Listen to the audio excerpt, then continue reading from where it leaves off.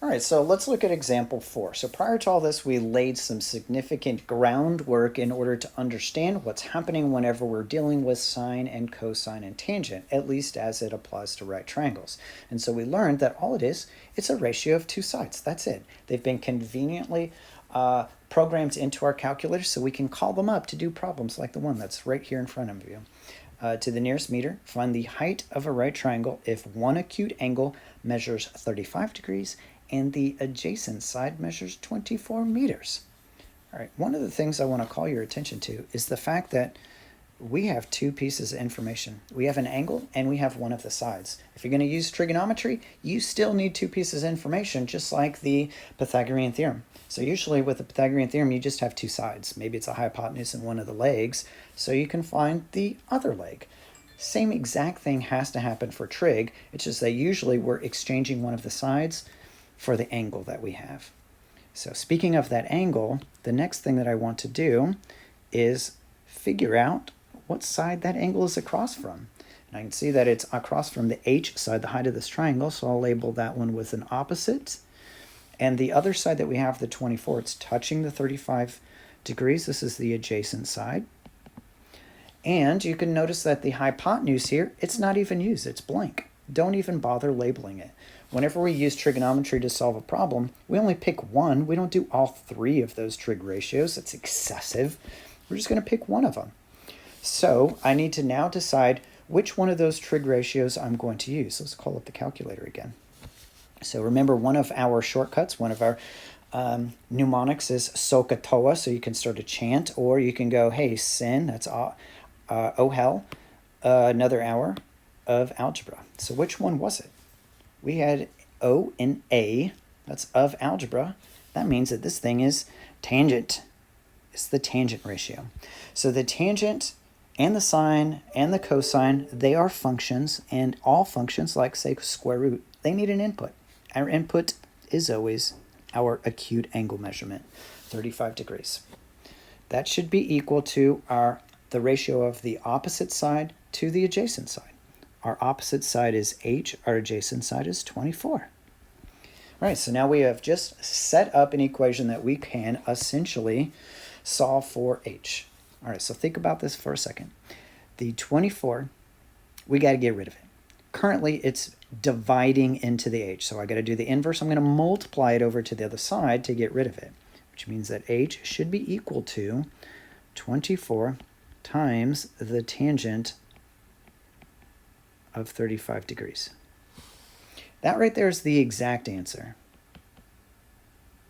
In the same way that whenever you find the area of a circle, the area of a circle is, say, something like 35 pi. Pi being an irrational number, to write it exactly, we write the symbol. So the symbol for the tangent of 35 degrees is the tangent of 35 degrees. All right, anyway, but that's not what this question's asking. It's asking to the nearest meter, so we want to approximate this. We're going to throw this into the calculator.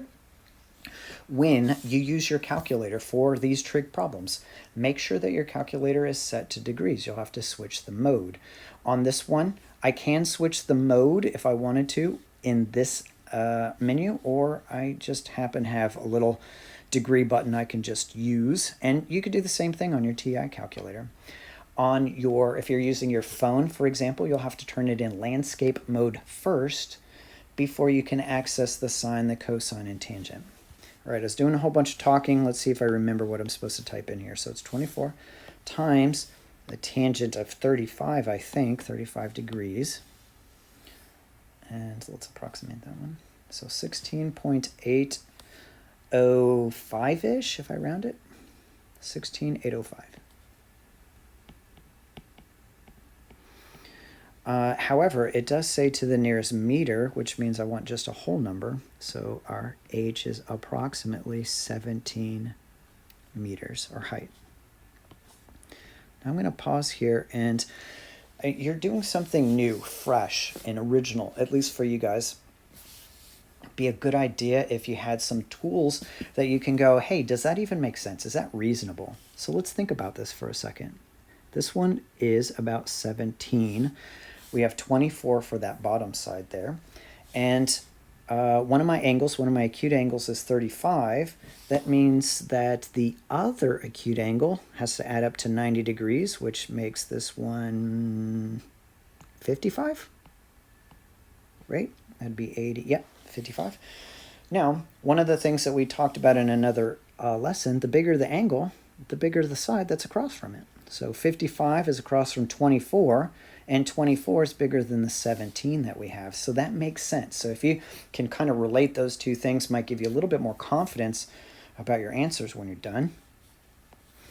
All right, let's look at example 5. To the nearest foot, find the length of the hypotenuse of a right triangle if one of the acute angles measures 20 degrees and the opposite side measures 410 feet, as we can see in the image here. Yep. Okay, what do we do first? What we do, of course, is we figure out, according to our angle, what is this thing? This is our opposite side here. You're not always given the opposite side, but hey, you do need to figure out, in reference to that angle, the acute angle, what are the pieces that you're given.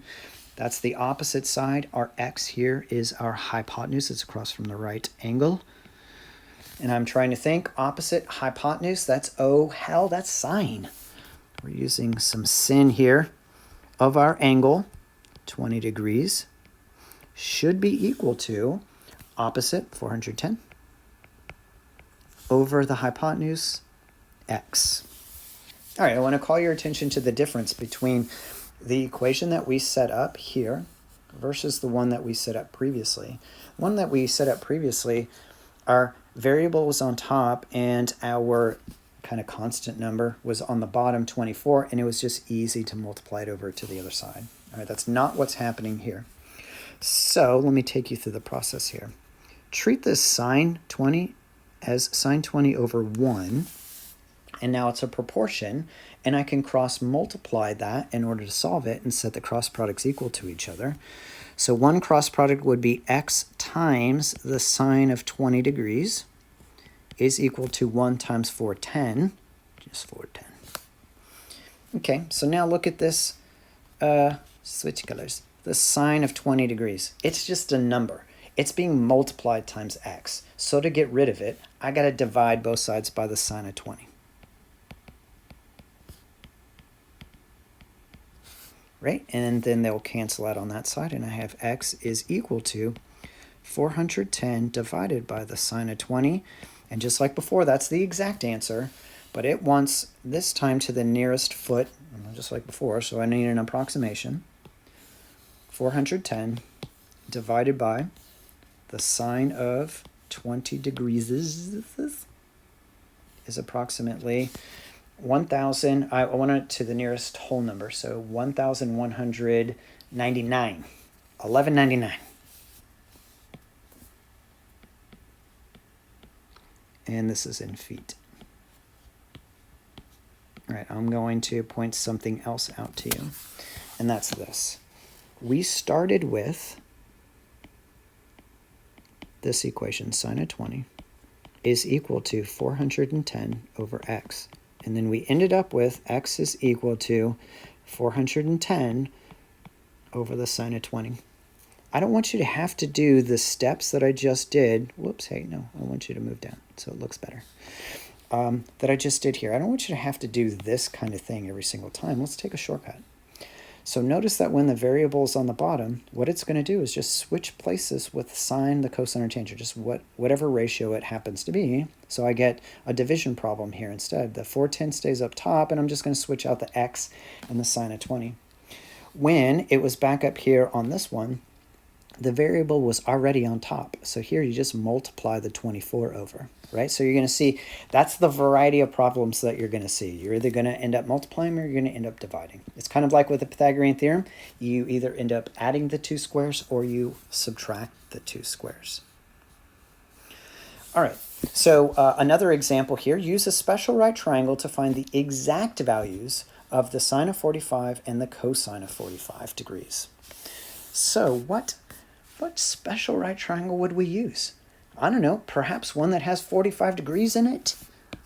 That makes sense. So let's draw a 45, 45, 90 triangle. And then for a 45, 45, 90 triangle, you only need one side length. I don't know, let's call it 1. And then that means that this other side down here is 1, and the hypotenuse is going to be 1 times the square root of 2. You could have chosen any number that you wanted to for the length of your leg. It doesn't really matter. Because no matter what, when I scale this thing up or down, the ratios of the sides are going to stay the same, and that's what trig is all about. Trig, as far as right triangles is concerned, okay? So now I have two 45-degree angles. I'm just going to pick this one down here, and I'm going to say that this side here is my opposite side. This one is going to be my adjacent side, and then my hypotenuse up here with the square root of 2. Okay, and now I'm going to find the exact value of the sine of 45 degrees. That should be equal to my opposite side, which is 1, over my hypotenuse side, which is the square root of 2. Except we don't like to have the square root of 2 on the bottom. So we're going to rationalize the denominator. We're going to get rid of the square root on the bottom by multiplying by the square root of 2 over the square root of 2. There's my fancy one. So when I multiply, I get square root of 2 on top, and the square root of 2 times square root of 2 is just 2. Hey, does that number look familiar? Square root of 2 over 2? Good question. All right, let's find the cosine. Cosine of 45. This time it's the adjacent side. It's not 1 over the square root of 2. It's 1 over the square root of 2, which we just saw as the square root of 2 over 2. All right. Hey, there's some exact trig values for you. Let's compare this in the calculator, right? So we've got the square root of 2. Arrow out of this, divided by 2. Bam. Try that again. Approximately 0.707. I think we wrote that on our memory card. And now if I do the sine of 45 degrees, and then my degree thing, and then approximate it, bam, you can see it's exactly the same. It's just that the square root of 2 over 2 is the exact answer for that decimal approximation that we're getting. And lots of trig values have that exact trig value, and we kind of denote all of them in this thing called the unit circle, and that's going to be another lesson that we tackle a little bit later in this unit. All right, one more set of examples, and this is your turn. So in example 7, you've got 3 different problems here, sine, cosine, tangent. I don't know, maybe it's one of each. Maybe they're all sine, maybe they're all cosine. So the idea here is for you to label your sides, try to pick the appropriate trig ratio, and then solve for your missing side measurement. Check the next video for the proper solutions.